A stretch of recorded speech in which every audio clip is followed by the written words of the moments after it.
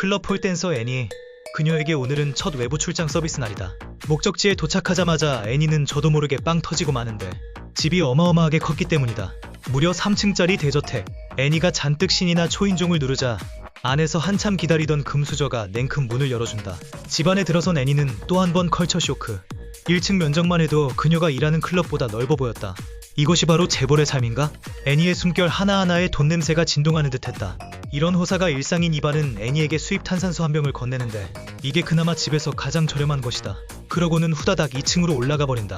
침실에 들어선 애니는 창밖 풍경을 바라보며 자신이 그토록 갈망하던 삶이 눈앞에 펼쳐져 있음을 느낀다. 물론 로망은 로망이고 돈 버는 걸 잊을 순 없다. 화끈하게 즐긴 후 애니는 이반에게 슬쩍 묻는다. 어떻게 이렇게 어린 나이에 돈이 철철 넘치냐고. Ладно, мой батя Николай Захаров. 이 말을 들은 애니 바로 폰으로 검색 들어간다. 그리고는 그야말로 입틀막. 이반의 아버지가 러시아 최고 갑부였던 것이다. No way. 이런 S급 고객은 애니와 동료들에게 너무나 명확한 존재. 잘만 구워 삶으면 팔알은 인생 역전이 가능하기 때문이다. 하지만 애니는 최악의 수를 두고 마는데 시작이 창대했던 만큼 그 결과는 처참했다. 이번에 애니는 새로운 춤까지 선보였지만 웬걸 이반은 여전히 광속사격이었다. 일이 끝나자마자 옆에서 게임 삼매경. 옆에 있던 애니는 이거 완전 꿀알바인데? 생각에 잠겼다. 며칠 뒤 송년회 날 애니는 친구와 함께 이반의 집에 초대받아 연말 파티에 참석한다. 문을 들어서자마자 친구는 입이 떡 벌어졌다. 이렇게 큰 집은 난생 처음이었고 심지어 한 층도 아니었으니까. 이반에게는 그저 소소한 일상이지만 애니와 친구에게는 꿈에 그리던 화려한 불장난 그 자체였다. 밤새도록 이어진 광란의 파티 후 애니는 오후가 되어서야 잠에서 깼다. 옷을 챙겨 입은 애니가 출근해야 한다고 말하자 이반은 그게 무슨 소리냐며 버럭한다. 그는 애니가 일주일 동안 자기 옆에만 있어주길 바랐다. 애니 입장에서는 누구든 돈만 주면 오케이. 15 cash up front. Дел. 이반의 거액 오퍼에 애니는 클럽 사장에게 돌아가 7일 휴가를 내겠다고 통보한다. 사장이 허락하든 말든 그녀는 이미 안중에도 없었다. 클럽에서 한 달 뼈 빠지게 일해도 15,000달러는 어림도 없으니까. 사장에게 통보를 마친 애니는 자취방으로 돌아와 바로 짐을 쌌고 곧바로 여왕 같은 생활을 누리기 시작했다.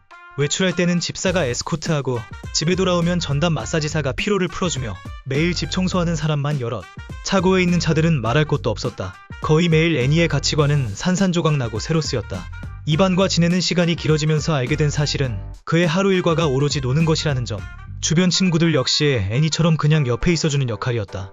누군가 라스베이거스나 가볼까? 한마디 툭 던지자 이반은 두말 않고 전세기를 빌려 곧장 라스베이거스로 향한다. 카지노에 도착한 이반과 떨거지들은 예약된 프레지덴셜 스위트룸에 짐을 풀었다. 테이블 위에는 고급 양주가 산더미처럼 쌓여있고 인피니티 풀에서는 마음껏 물놀이를 즐겼다. 놀다 지치면 도박 테이블에서 한 방에 올인. 이 일행은 노는 게 아니면 노는 길 위에 있었다. 절제란 단어는 애초에 존재하지 않는 듯 몸만 버텨준다면 죽도록 노는 거다. 정 못 버티겠다 싶으면 물리치료사가 첨단 기술로 회복시켜주니 다른 사람들은 그저 분위기만 띄우면 그만이다. 어딜 가든 이 도련님이 전부 계산했으니까. 일주일이라는 시간이 눈 깜짝할 사이에 지나갔다. 이반은 며칠 뒤 러시아로 돌아가 아버지가 시키는 일을 해야 한다고 말했다. Well, I'm gonna miss you. And will you miss me or my money, блядь? Oh, your money, bled. 애니가 조금도 숨기지 않자 이반도 딱히 불편한 기색은 없었다. 어차피 처음부터 이건 거래였으니까.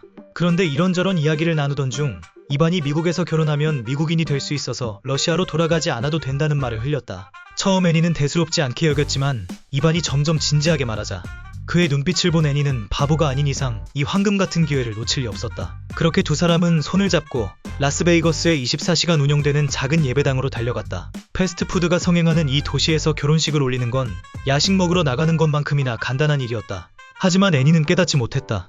이 순간부터 그녀를 기다리는 것은 환상 속의 사모님 라이프가 아니라 상상조차 할 수 없는 악몽이라는 것을. 철없는 어른 둘은 잠들지 않는 도시 라스베이거스에서 만나는 사람마다 방금 결혼했다고 떠들어댔다. 돌아온 애니는 사장과 동료들에게 차례로 작별 인사를 건넸다. 누구도 애니가 이렇게 빨리 무트로 올라올 줄은 상상도 못했다. 나올 때 그녀는 어디로 신혼여행을 가고 어디서 다이아 반지를 살 건지 온통 자랑뿐이었다. 그러다 숙적 다이아 언니와 마주쳤는데 다이아 언니는 그런 결혼은 2주도 못 갈 거라고 비웃었다. 하지만 지금의 애니에게 그런 말은 그저 질투로 들릴 뿐이었다. 꿈에 그리던 3캐럿 다이아 반지가 약지에 끼워졌고 호화로운 밍크 코트가 그녀의 자그마한 몸을 감쌌다. 애니는 이 행복한 착각 속에 완전히 빠져들었다. 하지만 올 것은 오고야 마는 법. 곧 해결사 신부에게 전화가 걸려왔다. 그는 이반 아버지의 수하로 이반이 사고치지 못하게 감시하는 역할을 맡고 있었다. 그런데 잠깐 두 주자리를 비운 사이에 댄서랑 결혼했다는 소식을 들은 것이다. 신부는 한시도 지체할 수 없었다. 일이 잘못되면 자기 목이 날아갈 판이니까. 그래서 그는 부하 둘을 빌라로 보내 상황 파악을 지시했다. 가는 길에 두 사람은 이미 작전을 짜둔 상태. 상대가 도련님이니 함부로 손댈 순 없고 일단 상황을 진정시키는 게 목표였다. 곧 두 사람은 입안의 집 문을 두드렸고 거한 둘을 본 애니도 어안이 벙벙했다. 그들이 집에 들어서자마자 한 첫 번째 일은 결혼 사실 확인이다. 놀랍게도 이반은 결혼증명서를 꺼내 보였다. 턱수염이 증명서를 봤는데 진짜 정식 결혼 증명서다. 완전 된 거다. 보스가 알면 자기들 다리 몽둥이가 부러질 판이었다. 그래서 그는 서둘러 신부에게 사진을 전송했다. 사진을 본 신부도 패닉 상태. 10년 넘게 입안에 뒤치다거리를 해왔지만 이번 건은 도저히 수습할 각이 안 나왔다. 신부는 엄청난 압박감 속에서 입안의 어머니에게 전화해 현재의 난감한 상황을 보고했다. 사모님은 전화로 신부를 쌍욕하며 거의 죽일 듯이 몰아세웠다. 마지막으로 사모님은 신부에게 경고했다. 24시간 안에 결혼을 취소하라고. 명심할 점은 이혼이 아니라 취소다. 그리고 24시간 뒤에 전용기로 미국에 도착할 거라고 말하고는 전화를 끊어버렸다. 신부는 즉시 옷을 갈아입고 성당을 나섰다. 그리고 두 부하에게 전화해 아무도 못 가게 막고 있으라고. 자기가 지금 그리로 달려가고 있다고 전했다. 2 недели я тебя оспаивал. 2 недели. Ты женился на проститутке. Ёб твою мать. I'm not a fucking prostitute, you fucking piece of shit. 신부는 스피커를 켠 채 운전하며 애니와 이반에게 쌍욕을 퍼부었다. 이반은 처음엔 태연했지만 신부가 부모님이 내일 당장 날아오신다는 말을 하자 얼굴색이 싹 변했다. 애니고 뭐고 결혼이고 사랑이고 나발이고 이반의 머릿속엔 일단 튀자는 생각뿐이었다. 애니는 도무지 이해할 수 없었다. 이반이 왜 집에서 나가려 하는지, 그리고 자기를 데려갈 생각은 눈꼽만큼도 없어 보였다. 밖에 턱수염은 놀라 그만 똥 쌀 뻔했고 안에서는 애니가 민머리와 치고받고 난리였다. 이반은 이미 도망쳤고 민머리는 그를 놓칠 수 없었다. 하지만 이런 막장 상황을 애니가 겪어봤을 리는 만무. 물건이 비싼지 어떤지 따질 겨를도 없이 집안 살림을 때려 부수기 시작했다. 민머리는 이 광경을 보고 경악하며 달려들었다. 이 가구들 가격이면 자기 목숨값은 좋게 나올 판. 이렇게 박살나면 자기도 같이 묻힐 신세였다. 그래서 어쩔 수 없이 전화선으로 애니를 묶었다. 돌아온 턱수염도 이반이 데려온 여자가 이렇게까지 미친일 줄은 몰랐다. 손이 묶였는데도 발광하는 데는 지장이 없을 뿐더셔. 심지어 입으로 상대를 물어뜯기까지. 한방 제대로 물린 민머리는 그 자리에서 그녀를 반쯤 죽이고 싶었을 거다. 턱수염도 어리바리하기는 마찬가지. 아무 손이나 뽑아 애니의 다리를 묶으려다 발길질 한 방에 2m는 나가 떨어졌다. 애니는 멀쩡했지만 턱수염의 코뼈는 그대로 박살. 얼마 지나지 않아 드디어 해결사 신부가 집에 도착했다. 이 아수라장과 사라진 이반을 보며 신부도 골치가 지끈거렸다. 한마디에 파크가 300번은 튀어나올 지경. 가장 불쌍한 건 역시 애니였다. 그녀는 처음부터 끝까지 이반이 왜 도망쳤는지, 이 사람들이 왜 왔는지 이해하지 못했다. 자신은 분명 합법적으로 결혼했는데 왜 지금은 사기꾼처럼 통제당해야 하는 걸까? 이 모든 의문에 대해 신부는 아주 상세하게 설명해 주었다. This is not a real marriage. This is a real marriage. Okay? And we're getting it annulled and you have no say in it. Well, I'm his fucking wife, so I do think I have a say in it. Absolutely not.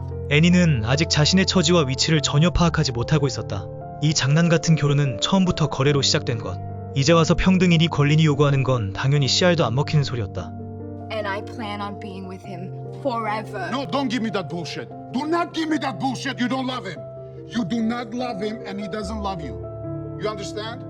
That's in your head. And I would like all of you to fucking untie me and leave my home, or I will be pressing charges. Your home? Yeah, my home. This isn't Ivan's home. This is his father's house. Everything Ivan has belongs to his father. You understand? Ivan has nothing. 역시 신부답다. 그의 말 한마디 한마디는 애니의 급소를 찌르는 촌철살인이었다.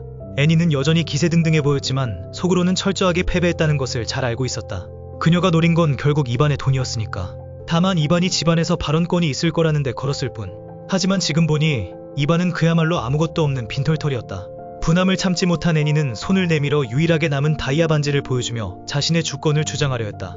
하지만 신부는 부하를 시켜 그녀를 누르고 순식간에 반지를 빼앗아 버렸다. This is Zakhara's property. 이 순간 애니는 완전히 무너져 내렸다. 방금 부풀어 올랐던 행복의 거품이 산산조각나 흔적도 없이 사라진 것이다.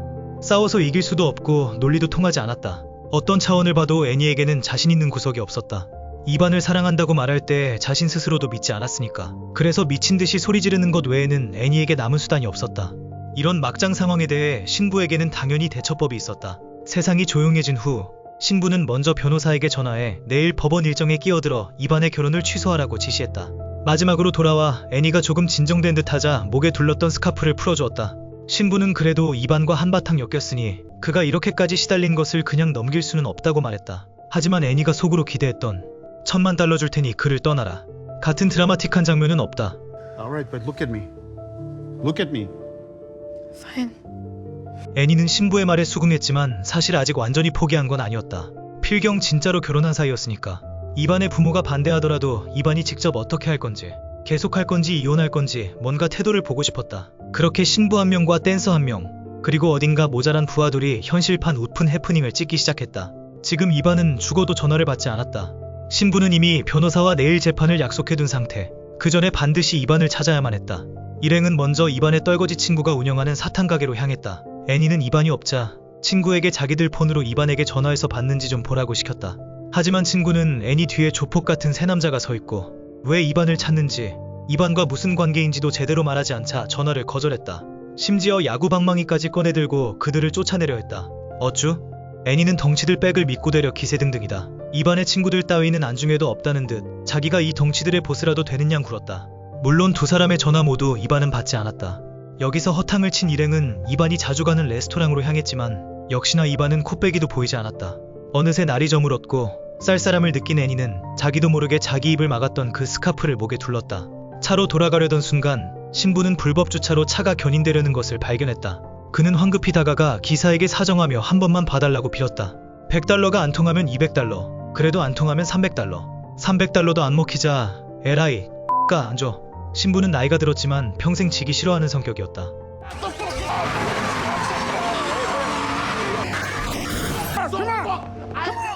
뚜껑 열린 신부는 이제 아무것도 눈에 뵈는 게 없었다. 날이 밝기 전에 이반을 찾지 못하면 자기가 모든 책임을 져야 할 판. 그래서 밥도 거른 채 일행은 PC방, 당구장, 카페를 샅샅이 뒤졌다. 한 바퀴 돌고 나니 턱수염은 멀미로 하얀 거품까지 토해냈지만 이반의 그림자도 찾지 못했다.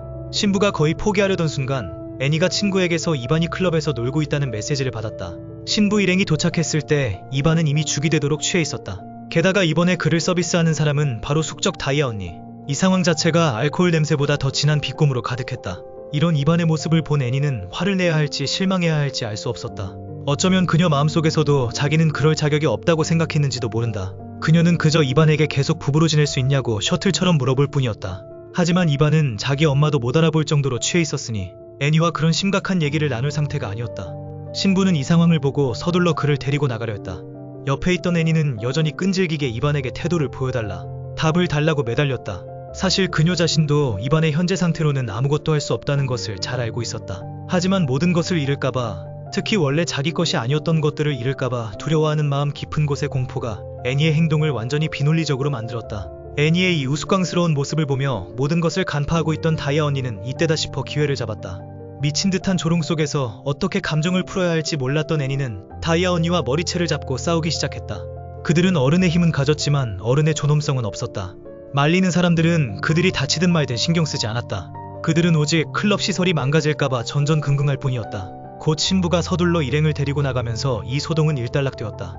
하지만 온몸에 상처를 입은 애니의 마음속에는 말 못할 억울함이 가득했다. 그런데 그게 다 무슨 소용이람. 이 세상은 원래 그렇게 돌아가는 것을. 이 차에 탄 사람들, 이반을 포함해 모두 마음속 깊은 곳의 원동력은 돈이었다. 그저 감정, 충성, 관계 같은 걸로 자신의 캐릭터를 포장하고 있을 뿐. 진짜 일이 터졌을 때 누가 다른 사람의 감정을 고려해줄까? 만약 그런 사람이 있다면 그건 민머리뿐일 것이다. 그는 처음부터 과묵했지만 항상 다른 눈빛으로 애니를 바라보곤 했다. 곧 신부는 법원 문 앞에 차를 세웠다. 또 다른 사고가 날까봐 그는 여기서 날이 밝아 법원이 열릴 때까지 기다리기로 했다. 다음날 아침 일찍 변호사가 나와 그들을 데리고 법정으로 들어가려 했다. 다만 이반 꼴이 말이 아니었다. 아직 술도 덜 깬 상태라 자기가 왜 여기 왔는지도 모르는 눈치. 물론 중요한 건 이 점이 아니다. 백이 있으니 그들은 새치기에서 첫 번째로 재판을 받았다. 판사는 이 소년이 떡이 되도록 취한 것을 보고도 한쪽 눈을 감아주었다. 그런데 판사가 두 사람의 결혼을 취소하려던 순간 그들이 라스베이거스에서 결혼식을 올렸다는 사실을 알게 되었다. 법 규정에 따르면 그들은 반드시 라스베이거스로 돌아가서 처리해야 하며 여기서는 취소할 권한이 없었다. 신부는 이 말을 듣고 그대로 멘붕. 하지만 애니에게는 이것이 또 다른 기회로 여겨졌다. 법원에서 나온 후 그녀는 여전히 이반을 깨우려 애쓰며 이 일에 대해 그가 책임감을 보여주길 바랐다. 결과가 어떻든 뭔가 해명이라도 해야 하지 않겠는가. 그때 신부가 애니에게 빨리 차에 타라고 재촉했다. 이반의 부모가 곧 도착할 테니 무슨 일이든 그 부모에게 직접 말하라고. 그렇게 일행은 공항으로 향했다. 나머지 4사람은 말없이 방 안에서 기다렸고 신부는 극도로 공손하게 개인 경납고로 가서 두 거물을 기다렸다. 얼마 지나지 않아 이반의 어머니가 비행기에서 내렸다. 그녀는 신부에게 인사할 겨를도 없이 경납고 안으로 쏜살같이 걸어 들어갔다. 뒤따르던 신부는 이반의 아버지에게 라스베이거스로 가야 한다고 보고할 수밖에 없었다. Ваня? Ваня. Что с тобой? Покажи, подожди, посмотри на меня, Ваня. Галина Захарова. Меня зовут Нора. Я очень рада наконец с вами познакомиться. Это такая часть женой Ивана и частью вашей семьи. Ivan is not your husband. And you're not part of this family. 평생 이렇게 공손한 말투로 누군가에게 말을 걸어본 것은 처음이었지만 애니가 받은 대답은 일말의 체면조차 찾아볼 수 없었다. 분노와 의문, 수치와 억울함, 온갖 히스테릭한 감정이 이반에게로 폭발했다. 가장 우스꽝스러운 것은 그녀가 이반에게 왜 부모님 말을 그렇게 잘 듣냐고 따져 물었다는 점이다. 처음 이반은 아무런 해명도 하고 싶지 않았지만 애니가 계속해서 물고 늘어지자 결국 게임의 진실을 알려주었다. What do you want me to say? And fly in fucking Vegas. Get it? You get it? So we're getting a divorce. You Of course! Are you stupid? 이반의 말을 듣고 나서야 애니는 비로소 현실을 직시했다.